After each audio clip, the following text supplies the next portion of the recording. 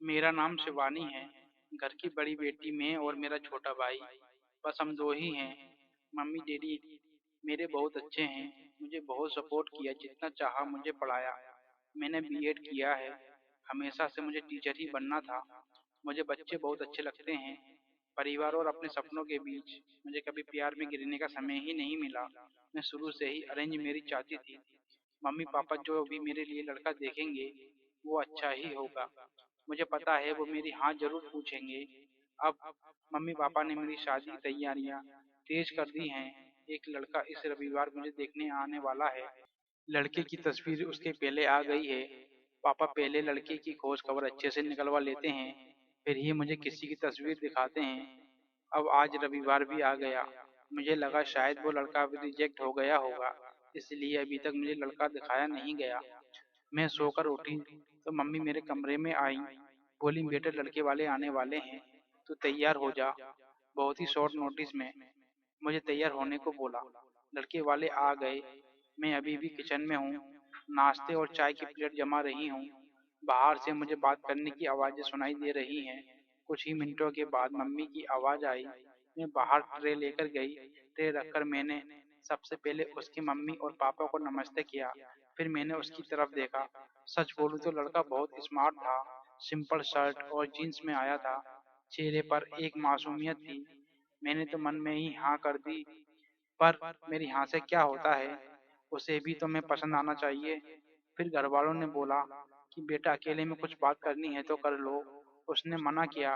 फिर भी घर वालों ने हमें अकेले कमरे में भेज दिया। चुप रहा वो। मुझे लगा मैं उसे पसंद नहीं हूँ, इसलिए बात नहीं कर रहा। फिर मैंने ही चुप्पी तोड़ दी। पूछा, आप क्या करते हैं? बोला, मेरा नाम तो आपको पता होगा। नहीं भी तो मैं बता देता हूँ। मेरा नाम मयूर है। बिजनेस है प्रॉपर्टी का। अपने बारे में फिर बताने लगा। कुछ देर हमारी बात हुई। फिर बाहर से मम्मी की आवाज आ गई। बड़ों में बात हुई और रिश्ता तय हो गया। उसके घर वाले जल्द ही शादी करना चाहते थे। पिताजी ने अपनी खोज कर ली थी, इसलिए शादी 1 महीने बाद ही तय हो गई। इस दौरान मैंने मयूर का नंबर लेकर उससे बात करना चाही। मुझे लगा कि वो थोड़े शर्मीले हैं, इसलिए मैंने ही पहल की। करीब 1 महीने हम में बहुत बात हुई और प्यार वाली फीलिंग क्या होती है यह मुझे पता चल गया।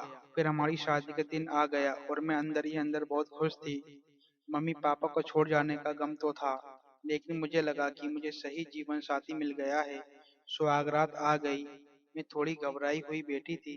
बेड पर वो आए और मेरी तरफ देखा। मैंने भी हल्की सी स्माइल पास की। मयूर ने कुर्ता पहन रखा था। वो थोड़े घबराए लग रहे थे। मुझे लगा जैसे कि मैं नर्वस हूँ। शायद वो भी इसी तरफ होंगे। मयूर अब बाथरूम गए और कुर्ता चेंज करके आए। फिर मयूर आकर बोले कि बहुत थक गई होगी शायद, आज आराम कर लो। मुझे लगा वो भी थके हैं, इसलिए मैंने ज्यादा सवाल जवाब नहीं किया। अगली सुबह वो बाथरूम में फ्रेश होकर नहाकर और कपड़े भी अंदर ही चेंज करके आए। मुझे थोड़ा अजीब लगा। फिर मैंने सोचा शायद उनकी ये आदत होगी। अगली रात फिर आई और मयूर ने फिर ऐसा ही किया। अभी तक वो मेरे पास नहीं आए थे। अब मुझे लगा कि मयूर को छुपा रहे हैं, क्योंकि उसके चेहरे पर साफ दिखाई दे रहा है। अगली रात जब वो बाथरूम से कपड़े चेंज करके आए तो मैंने उन्हें टोक ही दिया। आप क्या छुपा रहे हैं? कुछ बात है तो आप मुझसे कह सकते हैं।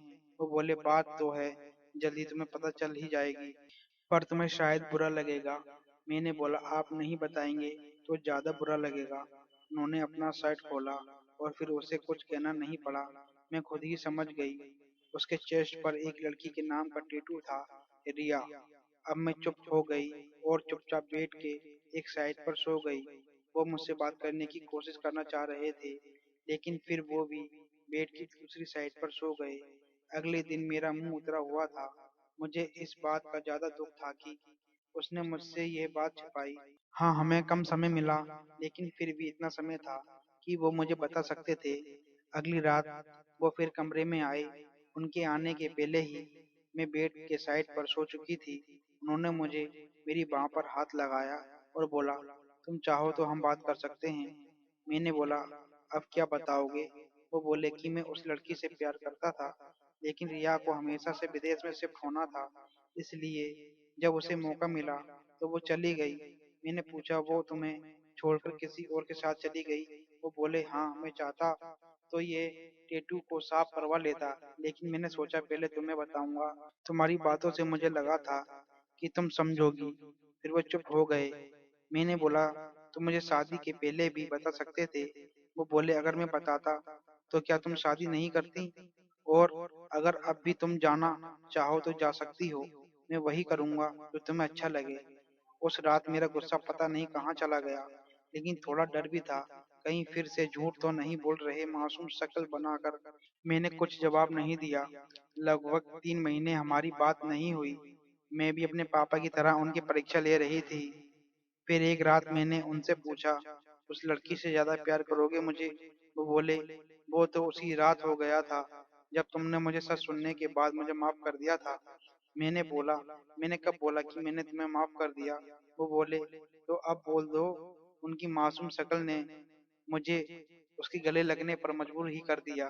मुझे सच में अच्छा पति मिला। आखिर अच्छे लोगों के साथ अच्छा होता है, तभी इनको रिया नहीं मिली। दोस्तों, अगर आपको ये वीडियो पसंद आई तो इस वीडियो को लाइक करके चैनल को सब्सक्राइब कर देना। मिलते हैं एक और नई वीडियो में।